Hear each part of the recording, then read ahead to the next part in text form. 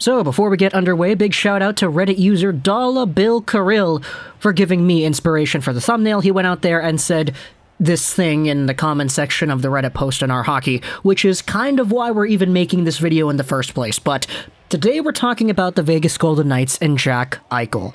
It's been no secret that the Vegas Golden Knights and their fans have been very highly anticipating Jack Eichel's return to the lineup. Actually, not return, but debut. He hasn't actually had any games played yet for Vegas, but Eichel, being acquired by the Vegas Golden Knights a few months ago in a trade, was able to get the surgery, and he is currently in recovery. We had ourselves what was a post made on sportsnet.ca going over Peter DeBoer's update on the entire Eichel situation and when this guy will likely make his debut with the team. Here's the article. I'll leave a link in the description if you want to go ahead and read this. We're going to read it in this video anyway. Eichel is still a month or 2 months away from his Golden Knights debut. Jack Eichel is going to have to wait a little bit longer to make his debut with Vegas. Eichel was expected to being close to returning to action after having surgery to artificially replace a herniated disc in his neck November 12th. The procedure took place after he was traded on November 4th. He started skating on December 2nd, and he joined his teammates at practice on January 11th. But head coach Peter DeBoer appears unsure when the 25-year-old will actually play. I don't know what the time frame will be. It'll be at least a month or two before he plays. Eichel is indeed going to start traveling with the team on the other hand. Now, why is this a big deal to the point that we're actually making a video about this? This is just a coach giving an update on the player and saying, yeah, he's probably a month or 2 months away. He might not even be ready in 2 months. I don't know what the time frame is going to be. At least a month or 2 months. That's the phrasing that he used. And it's kind of funny because the reason I made this video's thumbnail the way that I did was because when this was posted onto Reddit, this article on sportsnet.ca, everybody kind of commented the same thing. Jack Eichel, Nikita Kucherov. Vegas is really doing the Tampa Bay strategy. Right after the trade, I said to my friend, I bet he recovers right at playoff time to pull a Tampa. Let's talk about the Vegas Golden Knights, the salary cap, and Nikita Kucherov. So, if you're new here, you don't know how exactly the NHL salary cap works and why this is even a big deal. Last year, Nikita Kucherov, who was one of the best players in the entire NHL, did not play the entire season. The reason for this is because he was recovering from injuries, even though it took him a very, very long time to recover. He was actually practicing with the team already, months before he made his return in the playoffs, where he suited up for the Lightning and won the team their second Stanley Cup in 2 years. In a lot of people's minds, this was a problem, because if you took a look at the team that actually won the Stanley Cup and the roster they had, this team was way over the salary cap. But in the postseason, there is no salary cap. The reason there were no problems with what the Tampa Bay Lightning did was because Nikita Kucherov came back in the postseason, where his $9.5 million a year doesn't really mean anything. This meant that the Tampa Bay Lightning were able to ice a roster that was way over the salary cap, and because Kucherov didn't play in the regular season when the salary cap actually matters and the amount of money you're paying out to your players is important, the Lightning had the opportunity to play a team that was already maxed out salary-wise and then add a Nikita Kucherov to their lineup. Now, in my opinion, the Lightning were already good enough to win the Stanley Cup anyway, which is why they were able to do so well in the regular season despite not having Nikita Kucherov. That's few and far between though, and it's kind of why everybody's talking about the Vegas Golden Knights in a particular way too. If you take a look at the Vegas Golden Knights roster, they have themselves 0 projected salary cap space. They have used up $9.9 million of their LTIR space, and if my understanding is correct, they actually do have some more LTIR space they could use up because they have Eichel, Martinez, and Jake Bischoff all on the LTIR. On the regular IR, you have Pacioretty, Nick Hague, Adam Brooks over here. Pacioretty's making $7 million, Eichel's making 10, Martinez is making 5.25. And you also have yourselves Mark Stone, who is a non-roster player right now, making $9.5 million a season.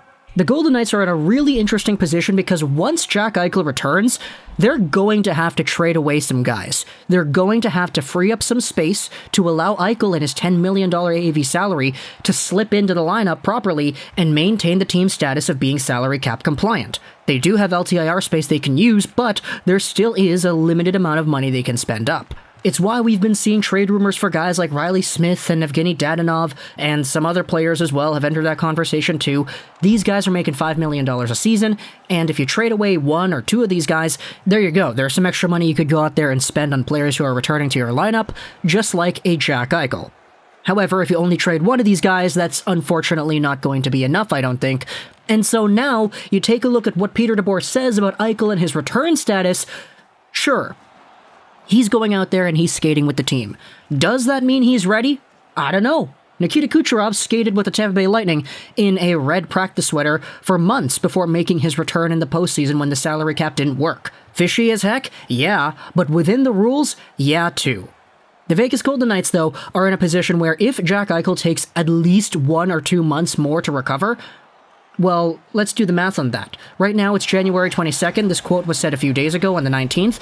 The Vegas Golden Knights and their last game played for the regular season is scheduled to be at the end of April. It's against the St. Louis Blues. It's at 5 p.m. PST. And then in May, there are no games scheduled for Vegas.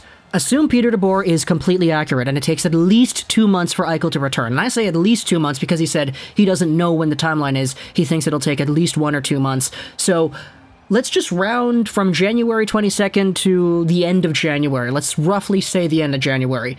2 months more would be very close to the end of March, which is pretty close to the beginning of April. Now, the end of March would actually be past the trade deadline, which is March 21st. And at this point, you kind of have to start thinking to yourself, okay, the trade deadline is going to be at a certain date, and if Jack Eichel is not fully recovered by then, what are the Vegas Golden Knights going to do? Because they have, on the one hand, a roster that would still be over the salary cap should you get a Jack Eichel returning to your team. But at the same time, you don't have Jack Eichel suiting up for your team, so is it worth it trying to free up that money weeks beforehand? It's why you start thinking about things and you're saying, after the trade deadline, there's about a month and a bit to go before the playoffs start. And the Vegas Golden Knights are the first team in the Pacific right now. They'll likely be somewhere near the top once that March 21st mark rolls around. Are we even going to see Jack Eichel suiting up in the regular season in 2021-2022 at all? There was already some pretty big speculation as to how long it would actually take Eichel to recover once he got that surgery, and it was prolonged even more when Buffalo refused to allow him to get the surgery. So, you start thinking about what happened last year in Nikita Kucherov's case, how the Tampa Bay Lightning had a guy that honestly was probably ready a lot earlier than the playoffs began, but he was on the LTIR the entire time. He came back in the playoffs on a roster that was way over the salary cap, and nobody batted an eye. Okay, no, that's a lie. People batted eyes all around, but there were no repercussions by the NHL that said that what they did was wrong. Vegas is kind of in a position where if they wanted to do something similar, I honestly wouldn't really be surprised. Like, freeing up $10 million in cap space is not going to be too easy to do. I mean, it's probably just a Riley Smith and Dadonov trade away, but do you want to go ahead and make a trade like that when you don't have Jack Eichel in your lineup and you're not taking on any salary in return, presumably speaking? Which is why you start talking about Jack Eichel and Nikita Kucherov and you say, That's all I'll leave you with here today. Anyways, at the very least, the surgery that Eichel is recovering from, in my opinion, it's a lot more believable that it would take him an extraordinarily long amount of time to recover, especially since this kind of surgery has never been done on NHL players before. It's kind of funny because Tyler Johnson did this exact same surgery a few months after Eichel had this entire crazy thing go on with him. But Jack Eichel is, at the very least, skating. He's traveling with the team, he's suiting up with them in practice, yet he is at least a month or two away from suiting up and actually playing again. Okay. Talk to me in the comments, what do you think about this entire situation here? I hope you enjoyed this video, shows tonight, and I think you could hear my smile right now, because it's just so ridiculous how the NHL functions, isn't it? And bye.